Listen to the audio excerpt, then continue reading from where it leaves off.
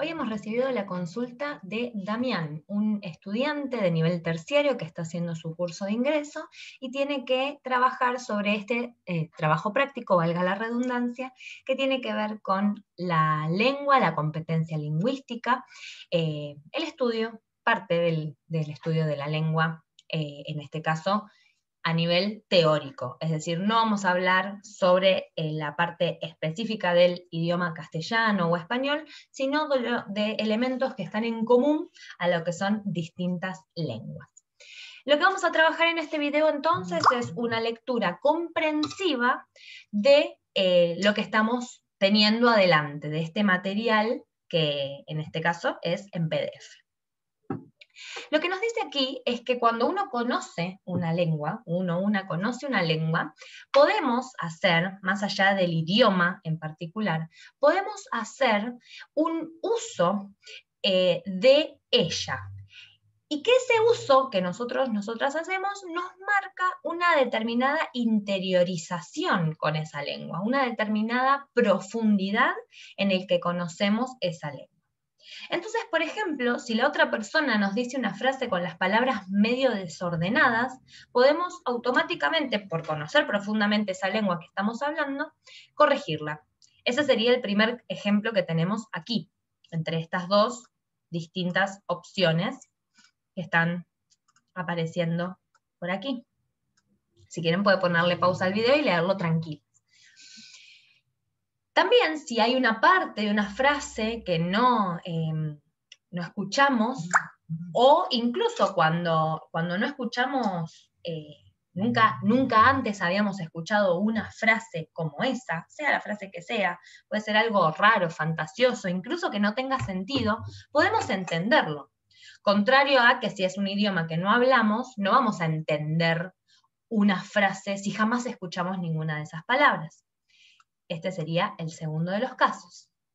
Y por último, o para continuar, podemos asimismo realizar algunas construcciones cuando sean irregulares en la lengua. Por ejemplo, vieron que es muy común decir en los niños cuando están aprendiendo a hablar, que dicen yo poní, ¿no? En vez de yo puse. Bueno, eso sería un verbo irregular y podemos entonces como darlas por sentadas, haberlas aprendido por ese profundo conocimiento que tenemos de la lengua. Y ahí tenemos algunas de los ejemplos. Continuamos entonces y nos dice que todas las personas que hablan una misma lengua tienen un conocimiento muy profundo de esa lengua, más allá de que conozcan qué normas la rigen, que conozcan las reglas gramaticales o no, o que se dispongan de herramientas o de un metalenguaje. ¿Qué es el metalenguaje? Lo que está más allá del lenguaje, es decir, que tengamos herramientas que nos puedan permitir describir el conocimiento. Por ejemplo, las reglas gramaticales que decía recién sería una herramienta del metalenguaje.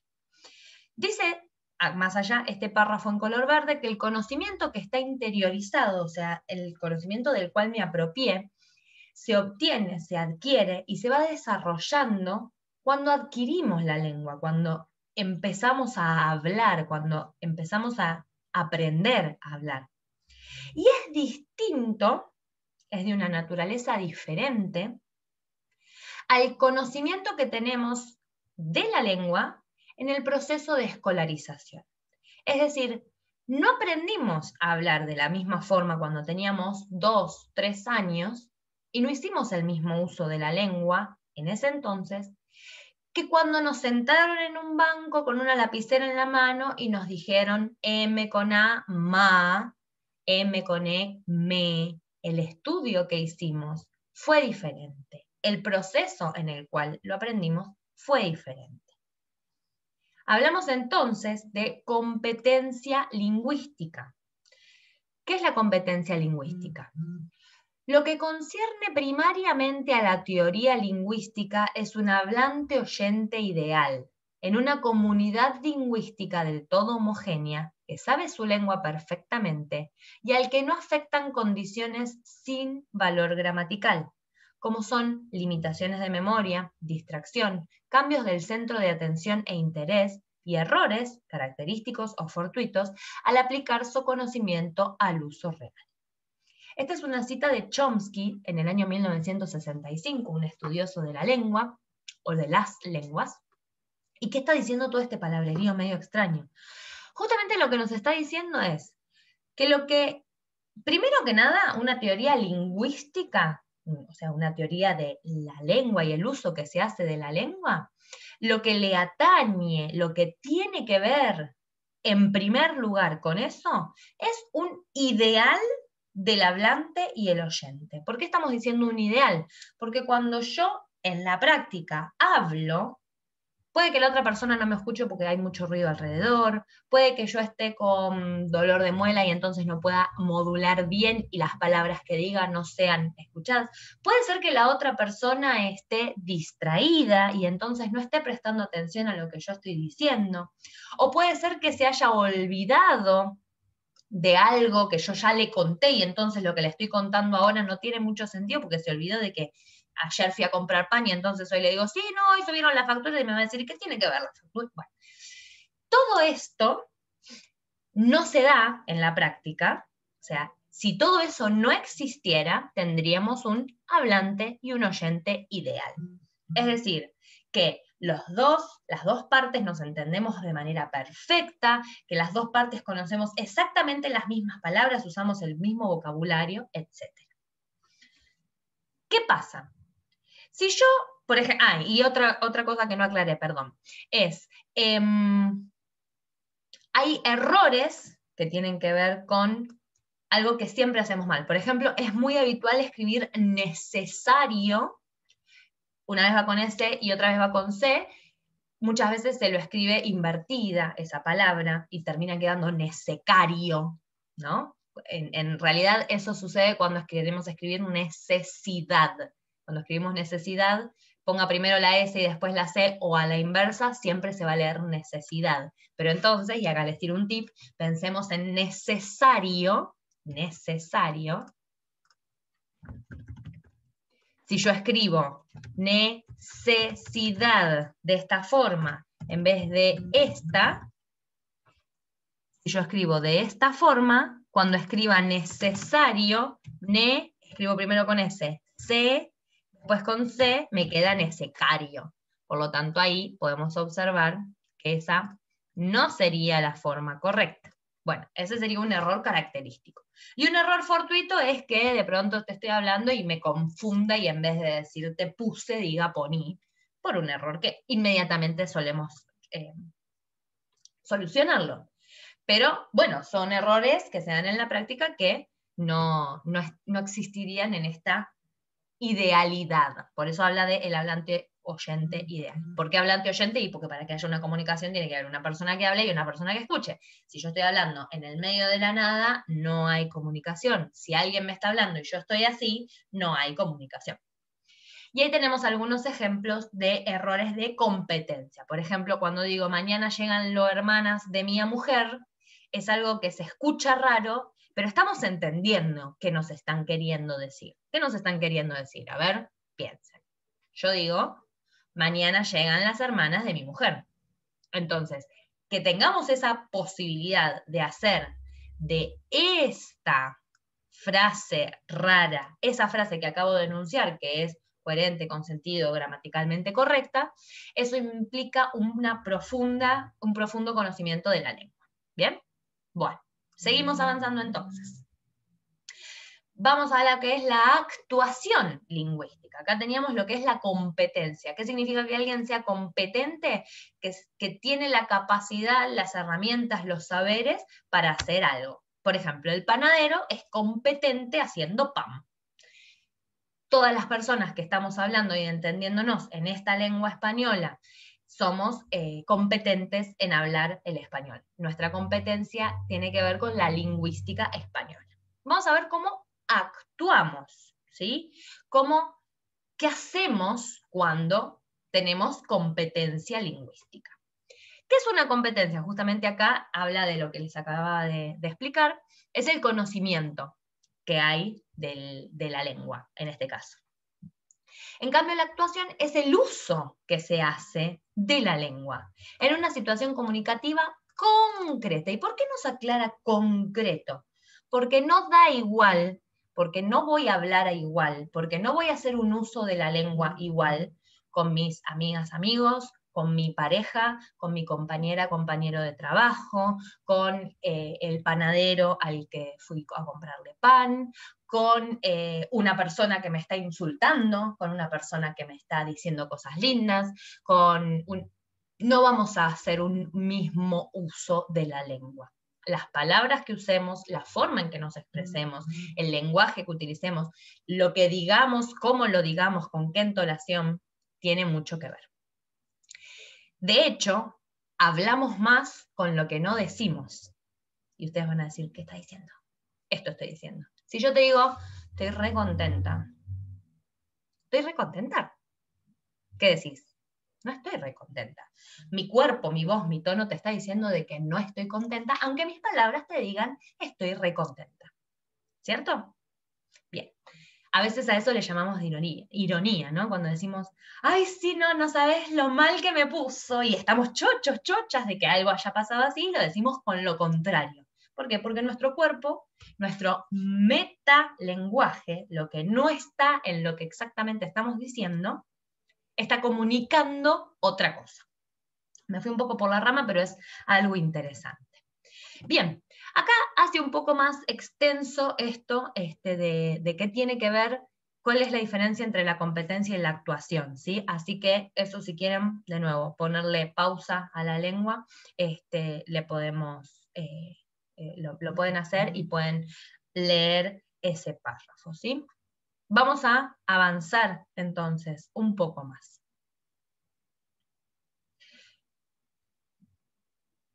La gramática generativa. Dice que se puede entender a la gramática de una lengua como describir qué competencia tiene el hablante a través del conjunto de reglas. O sea, si hay una serie de reglas y la persona que las habla las cumple a esas reglas, entonces es competente. Entonces, ¿qué es la gramática de una lengua? Una descripción de esta competencia, de este ideal del que hablábamos recién, de un mundo en donde hablemos todos perfectamente, de la mejor manera posible, sin obstrucciones de ningún tipo, ni de palabra que no me acuerdo, que ahora me olvidé cómo se decía tal cosa, ni de errores en la comunicación que tienen que ver con la falta de memoria de la otra persona o con mi imposibilidad de expresar lo que realmente quiero expresar, o con ruidos externos o palabras que no se entiendan, bla, bla, bla. Dice que si la gramática fuera explícita, perfectamente explícita, es decir, que la persona que está leyendo, no importa si es o no inteligente, si comprende o no lo que está leyendo, es decir, que fuera todo absolutamente claro y que nada dependa de nosotros. De hecho, si la gramática fuera perfectamente explícita, no haría falta que yo te esté contando qué interpreto de esto que leo, ¿cierto? ¿Se entiende esto? Si no se entiende, comenten y explayo.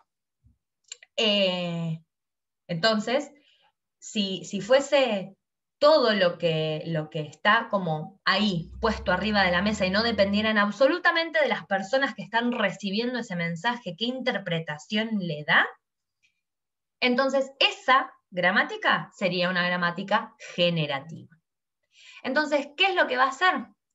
Va a ser una cantidad de elementos, va a ser una cantidad de reglas que gobiernan cómo esos elementos se combinan. Entonces, yo sé que tengo palabras y sé que esas palabras las combino de determinada forma. Dice, el conocimiento de la lengua puede concebirse como el conocimiento del mecanismo que permite asociar sonidos y sentidos. ¿Qué quiere decir esto? Si yo a vos te digo, ¿qué te dije? Nada. Ese sonido no tiene un sentido. Pero si yo a vos te doy otra combinación de sonidos, como por ejemplo, casa, a, 4 sonidos que tienen un sentido. Yo te dije as, a. Y vos pensaste en una casa. Esa es una asociación de una masa de sonidos, k, as, a, con un sentido. La competencia lingüística, sigue diciendo, aplica aptitudes para hacer logros mediante un conjunto de formaciones, cualidades y habilidades que nos ayudan a mejorar nuestra aceptación de información a través de estrategias que están comprendidas de medios especializados para ayudarnos a ser más fluidos por medio de métodos pedagógicos. De nuevo, ¿qué está diciendo? Lo que está diciendo es que hay distintas formas de decir lo mismo. Y que me lo pueden decir de una manera muy complicada, muy rebuscada, o que para mí es incomprensible, o por medio de otra forma más pedagógica, más didáctica, o simplemente de otra forma, que me permita a mí recibir esa información, aceptar esa información que me es brindada, ¿sí? Entender esa masa de sonidos asociados a ideas, a sentidos, a conceptos con la que me están bombardeando. Entonces concluimos, ¿qué es competencia lingüística a partir de esto que estuvimos viendo? Es el conocimiento, como dijimos, del hablante y del oyente que tienen respecto de una lengua. Es la capacidad, la posibilidad que una persona tiene de disponer de información, es decir, de acceder a esa información. Y acceder no significa solamente encontrar un libro en la biblioteca, sino poder leer ese libro y poder entender lo que estoy leyendo.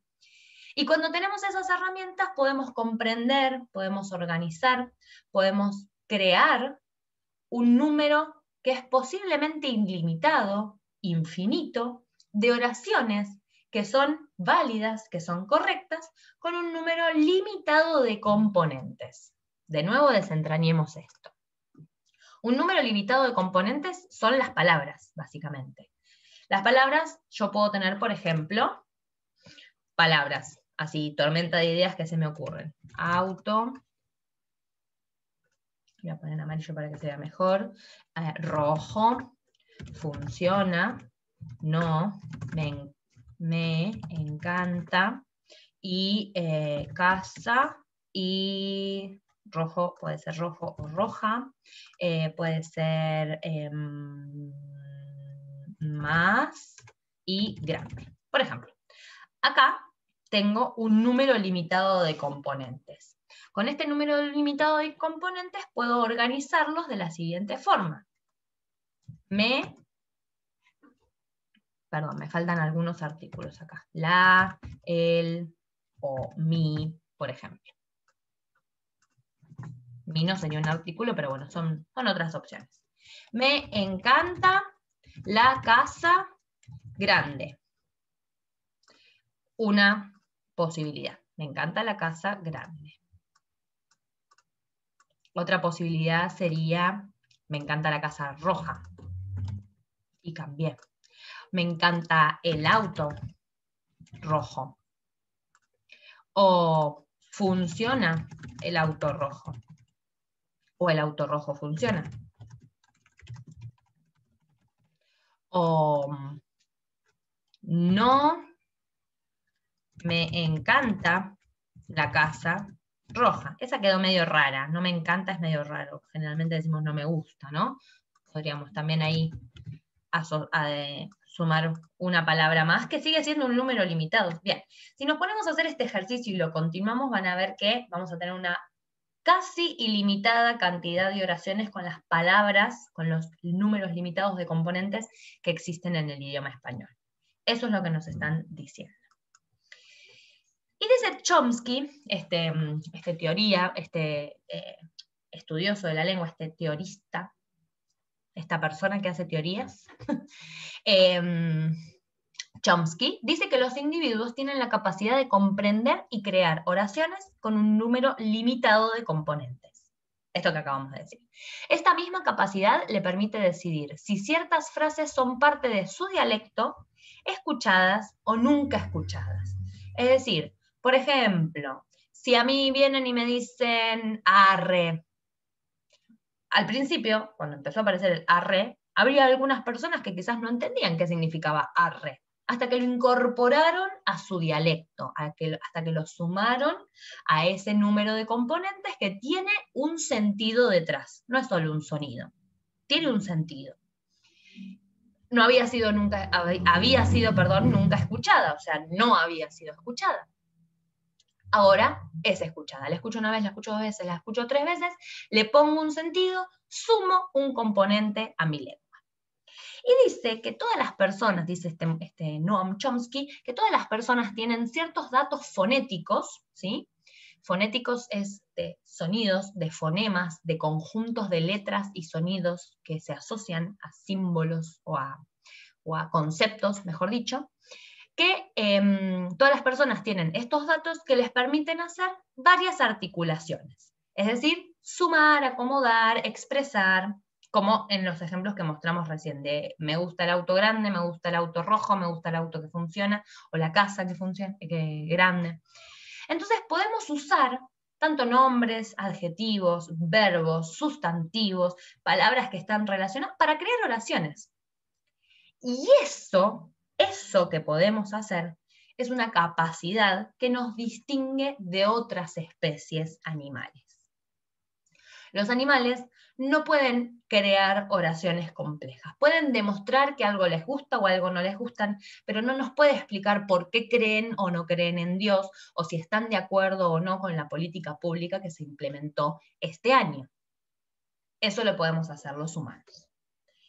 Y entonces vuelve a insistir. Fíjense que va haciendo como introducciones de pequeñas ideas, de pequeños conceptos, los va relacionando y los va como redundando, va una y otra vez diciendo lo mismo de una forma, de otra, con un poco más de información desde un nuevo enfoque. Entonces vuelve a hablar de la competencia que habíamos hablado casi al principio y nos dice que la competencia de un sujeto que hable español, ¿cuál es la competencia?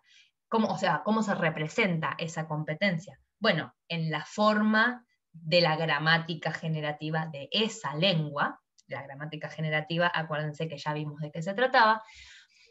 Esa competencia es todas las posibilidades que ese hablante tiene por el mero hecho de poseer la lengua española, de hablar la lengua española. ¿Qué puede hacer? Puede construir, puede reconocer, puede escuchar y entender frases, puede interpretar cuáles de esas frases tienen sentido, cuáles no. Puede descubrir frases ambiguas, es decir, frases que pueden significar dos cosas a la vez. Estoy tratando de pensar alguno ahora rápidamente, pero no se me ocurre. A ver, voy a intentar... Bueno, voy a tratar de pensar alguna y sumarla. Estaba entonces frases ambiguas y por ahí, por el contexto, interpretar a ver cuál es una, cuál es otra, y de sentir que ciertas frases que suenen muy diferentes tengan algo similar, una similitud gramatical, o que fonéticamente son cercanas, como, no sé, no se me ocurre una frase ambigua, pero sí una palabra ambigua. Banco. Yo te digo banco, y vos no sabes si es el banco donde te sentás en la plaza o el banco en donde vas a extraer o depositar plata.